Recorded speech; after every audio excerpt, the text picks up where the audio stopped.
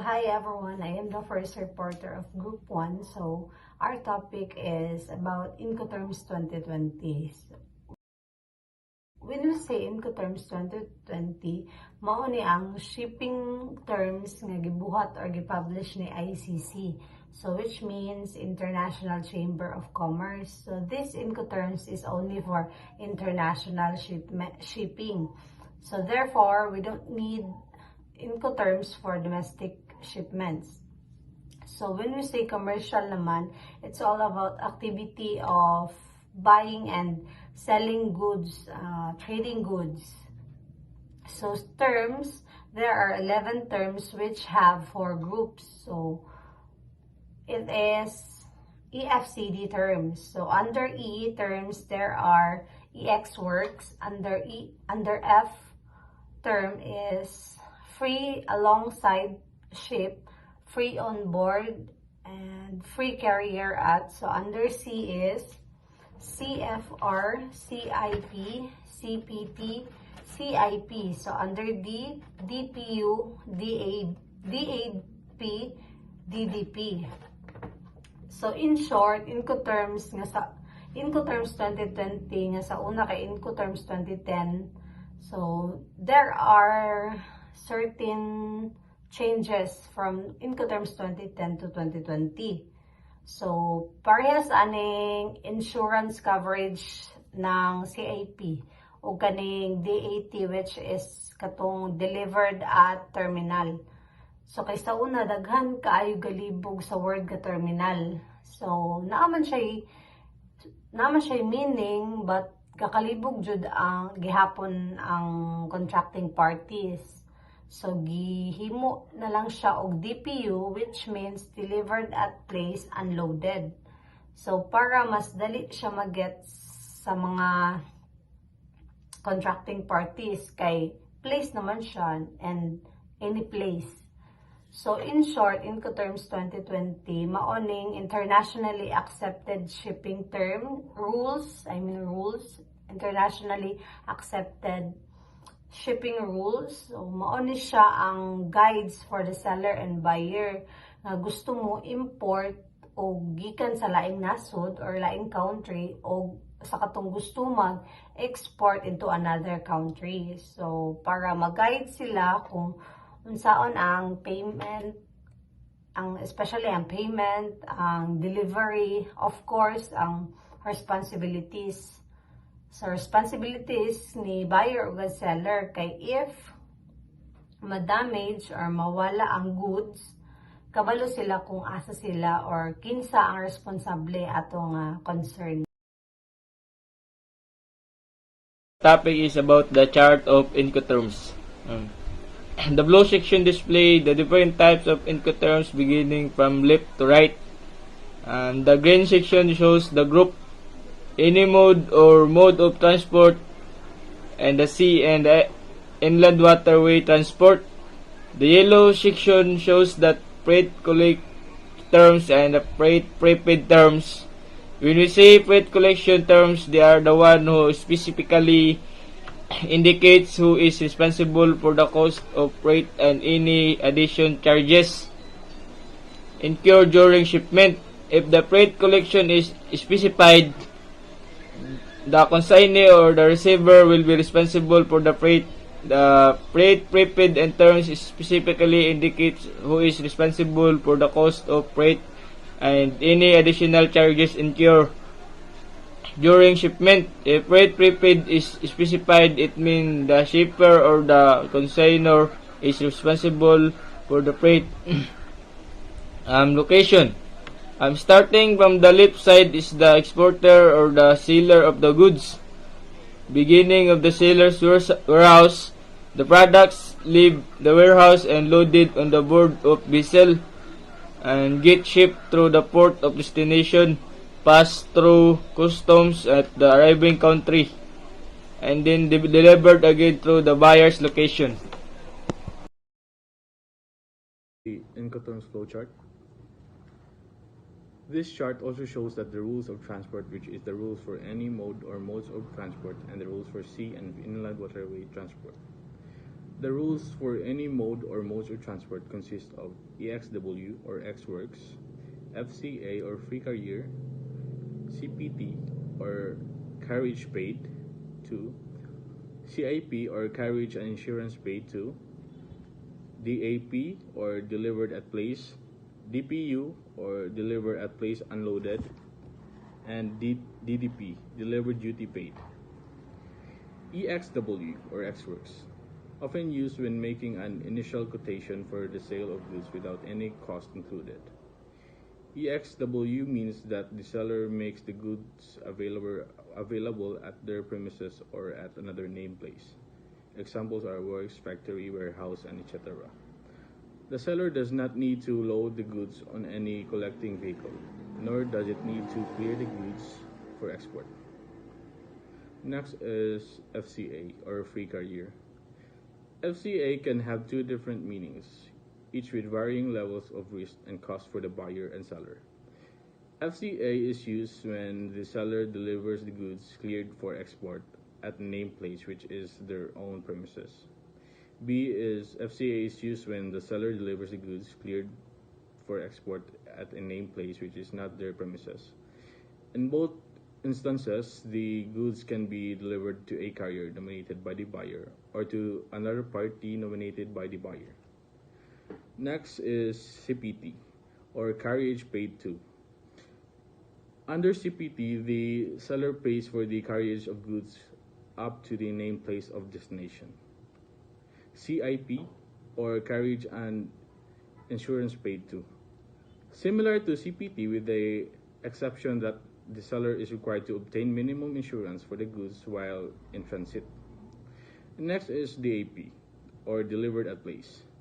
The seller is deemed to have delivered when the goods are placed at the disposal of the buyer on the arriving means of transport and ready for unloading at the named place of destination. Under the AP terms, the seller needs to manage all risks involved in bringing the goods in. Next is DPU, or Delivered at Place Unloaded. This Incoterm requires that the seller delivers the goods unloaded at the named place. The seller covers all the cost of transport. Examples are export fees, carriage, unloading from main carrier at destination port, and destination port charges, and assumes all risks until arrival at the destination place. And lastly is the DDP, or Delivered Duty Paid. The seller is responsible for delivering the goods to the named place in the country of the buyer and pays all costs in bringing the goods to the destination, including import duties and taxes. The seller is not responsible for unloading. So that's all. Incoterms 2020 rules, I am here to tackle about the rules for sea and inland waterway transport. So there are 4 rules in the sea and inland waterway transport. The first one is the FAS, or the free alongside ship. The next one is the FOB, or the free on board. Another one is the CFR, or the cost and freight. And the last one is the CIF, the cost, insurance, and freight. So to further explain these 4 rules, I will first discuss about the FAS, or the free alongside ship. So from the word ship, you need a ship or a barge to deliver your goods, right? So in this case, the seller delivers when the goods are placed alongside the vessel nominated by the buyer, which is the importer, at the named port of shipment. The risk of loss or damage to the goods passes when the goods are alongside the ship already, and the buyer takes on responsibility for all costs from that moment onward. So meaning halfway siya. First kay ang seller, the exporter, kay mo na responsibility sa first stage, then the next stage na halfway is the buyer's responsibility, or the importer's responsibility, with the risk and damages of the delivered goods. So next is the FOB, or free on board. So in this case, the seller, which is the exporter, delivers the goods on board the vessel nominated by the buyer at the named port of shipment, or procures the goods already so delivered. The risk of loss or damage to the goods passes when the goods are on board the vessel, and the buyer takes on responsibility for all costs from that moment onwards. So in this case, the FOB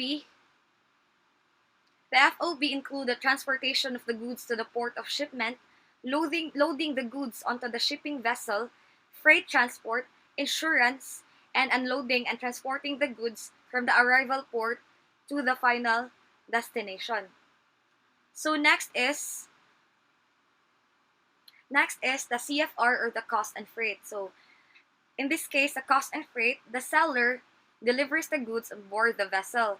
The risk of loss or damage to the goods passes when the goods are on the board of the vessel. So the responsibility of the loss and damages or and risk, the seller, which is the exporter, is the first one who's responsible when the goods are on board. So the seller must contract for and pay the cost and freight necessary to bring the goods to the named port of destination. So the next one is the CIF, or the cost, insurance, and freight. So the same as CFR ni siya, with the addition lang that the seller, which is the exporter, must also obtain minimum insurance cover against the buyer's risk of loss or damage to the goods during the carriage. So the difference between CFR and CIF then being the presence of the minimum amount of marine insurance cover on the product that is being sold. The seller therefore holds all the same responsibility as in CFR, but is also required to purchase insurance for the goods during the transport. So the next slide shows the tasks of the importer and the exporter. So as you can see here, the FAS, yes, the dark blue represents the buyer and the light blue represents the seller. So as you can see in the FOB, it's halfway lang. And the CFR and CIF kay murag mas taas ang costs sa seller when it comes to insurance on the buyer side, when it comes to the loss and damages of the goods. So risk, the possibility that an event may occur which could cause loss of or damage to the goods, is a risk. Buyers and or sellers can protect themselves against risk by transport insurance. The costs covers all the cost except cost of documents. Sales and purchase contracts should clearly state which costs on transfer of the goods are for account of the buyer or seller.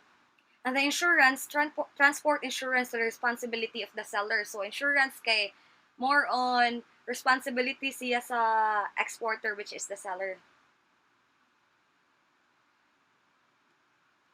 Next. So main areas of responsibility. There are 4 main areas of responsibility that Incoterms cover. First is the delivery stage.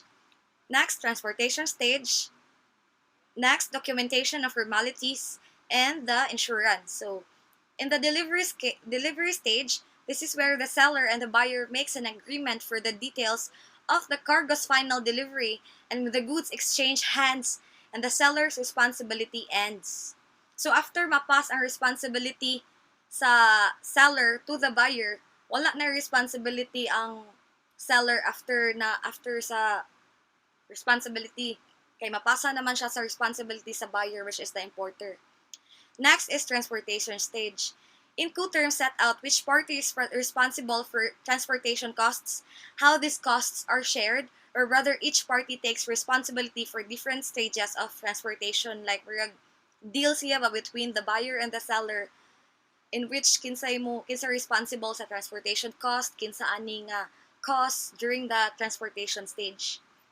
Next is documentation and formality. So, Incoterms set out which party takes responsibility for dealing with all the customs, export and import documentations, formalities, and duty payments. So, kani siya more on documents ni siya, mga papeles nga kung kinsay iset nga mo ni siya mubayad ani nga document, the buyer ba or either the seller ba, like deal siya ba, documentation and formalities. So, next is insurance. Incoterms set out which party is responsible for providing insurance coverage during transportation. So insurance, meaning, meron siya kanang protection bitaw if unsay mahitabo sa like the loss, the risks and damages of the goods during the transportation, mo na siya mo cover up, ala na mo take place ang insurance. So that's it for Incoterms 2020. Thank you so much.